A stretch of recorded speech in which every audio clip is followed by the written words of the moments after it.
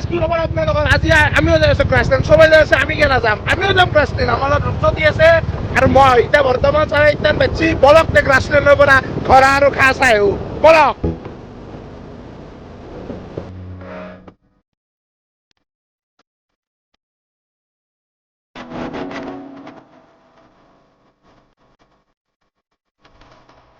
তো গাইছে সুদূৰ বেলচৰৰ পৰা এই গ্ৰাছলেণ্ড বিচাৰি চাইডাল খা বিচাৰি কিনে কি পালো কি পালো কবা মানে হৰেশ্বৰ একবাৰ কেইটামান তিৰি কৈছে যা হয় দিছা মাথৰি ঘূৰি আছো